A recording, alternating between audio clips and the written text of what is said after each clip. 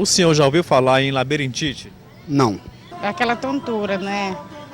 É, aí fica tonta, aí fica ruim. Labirintite é aquilo que dá na cabeça, dói a cabeça, sei lá. Pouca gente conhece, mas a labirintite é uma desordem do equilíbrio do corpo humano. A doença é provocada por um processo inflamatório ou infeccioso que afeta o labirinto e acomete principalmente pessoas com idades acima de 40 anos. Alguns fatores podem contribuir para o aumento do risco de labirintite.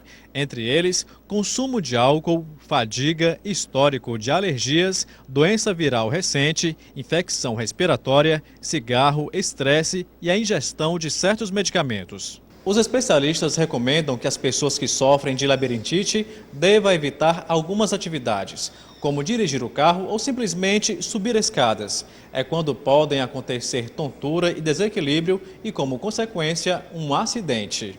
A comerciária Ivoneide Costa descobriu que tem a doença depois de passar mal durante o trabalho.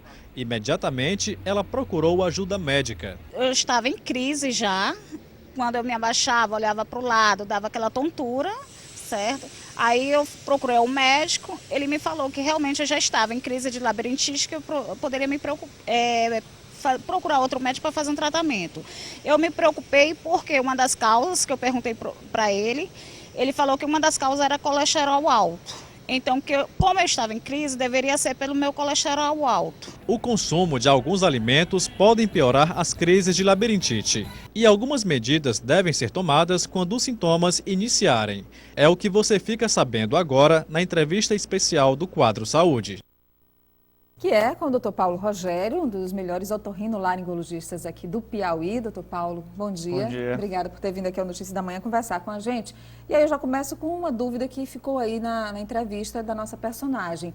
Colesterol elevado pode ajudar a provocar a doença labirintite ou desencadear uma crise de labirintite? A labirintite ela tem várias causas, né? Então, as chamadas causas metabólicas, que seriam as alterações do metabolismo orgânico. Então, você tem o colesterol elevado, pode causar, os problemas de tireoide, principalmente os problemas da glicose. As pessoas que tenham intolerância à glicose, que tenham diabetes descontrolado, são pessoas que podem ter um maior número de chance de ter a labirintite. Pessoa com anemia crônica. Então, qualquer alteração metabólica pode causar hipertensão descontrolada.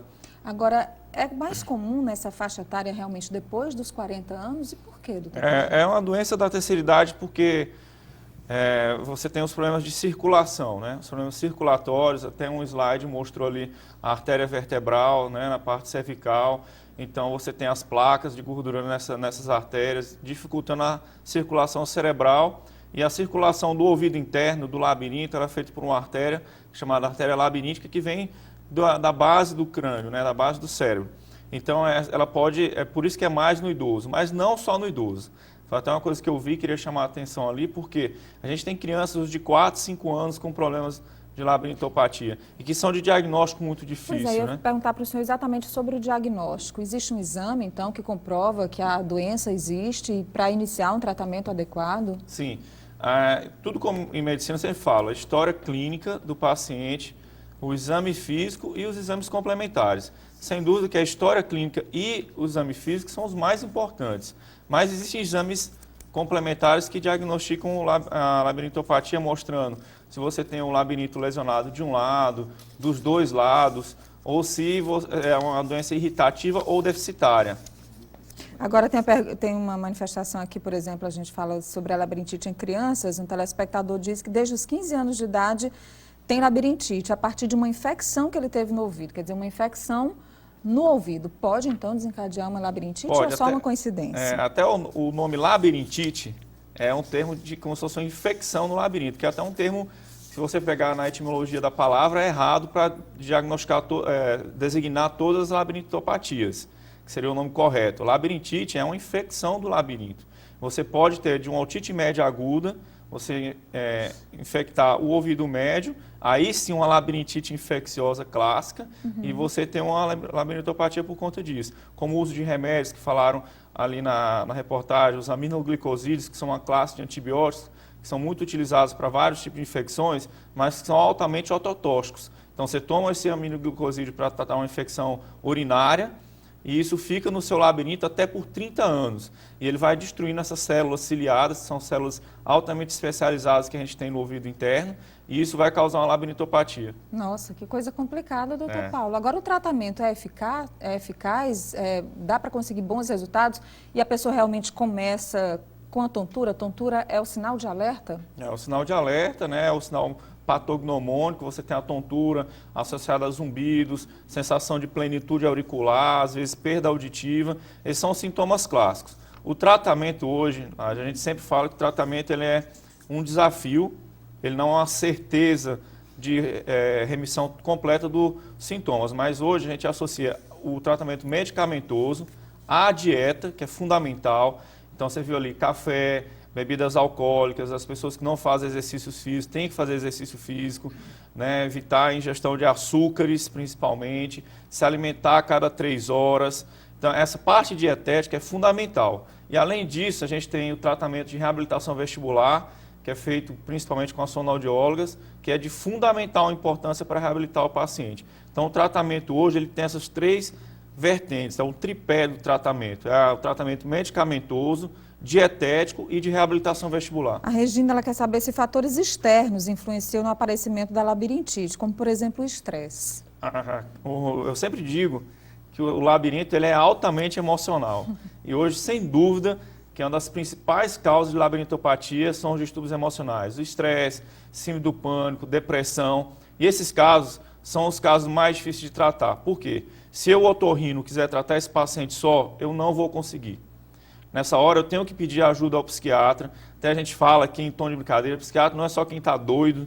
Então a gente fala em ir para o psiquiatra, às vezes o familiar já pula. Existe um preconceito ali. Não ainda, é isso. né? O psiquiatra é um profissional que trata esses distúrbios do humor, chamado, e que é necessário demais no acompanhamento com esse paciente, que o componente principal seja emocional. E quanto tempo começam a aparecer os primeiros resultados positivos do tratamento? Olha, normalmente os tratamentos a partir de 60 dias que a gente tem uma boa melhora, podendo levar até 6 meses de tratamento para tirar um paciente da crise. Quando o paciente está em crise, pode, por exemplo, o Marcelo falou, é na questão de subir escadas, não pode dirigir também? Isso eu até vi e até queria corrigir. Na verdade, a gente não proíbe essas coisas. Na crise, sim. Então, na crise, quando você está com uma crise, é impossível você dirigir o carro, evitar lugares altos. Mas depois não, depois é mais fácil você andar como motorista do que de passageiro. O passageiro sofre muito mais com o labirinto. Né? Carro então, balança, o paciente, ele dirigindo é muito melhor. E, pelo contrário, a gente faz incentivar que faça atividades físicas. Né? Doutor Erisvan tem diabetes tipo 1, tem um zumbido no ouvido, pode ser labirintite? Com certeza ele deve estar sendo afetado. A diabetes é uma doença, não é a minha especialidade, mas é uma doença que ela afeta o que a gente chama de microcirculação. A microcirculação é exatamente essa artériazinha que eu falei, labiríntica, lá do ouvido interno, ela é muito afetada na diabetes. E provavelmente ele deve estar tendo se ele já tem zumbido, está tendo algum comprometimento lá do ouvido interno, necessita fazer uma melhor avaliação. Adinalva sente dores de cabeça, tontura, pode ser labirintite, doutor? Pode. A dor de cabeça, ela não é um sintoma clássico da labirintite, mas muito comum, até porque você tem uma associação em torno de 30% a 40% dos pacientes que têm labirintopatia, tem migrânia, que é a famosa enxaqueca.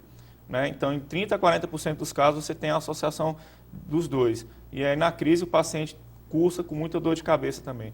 Ok, nós conversamos aqui com o Dr. Paulo Rogério, médico otorrinolaringologista, hoje tirando as nossas dúvidas e falando um pouco mais sobre labirintite. Daqui a pouco você pode rever essa entrevista no cidadeverde.com. Dr. Paulo, muito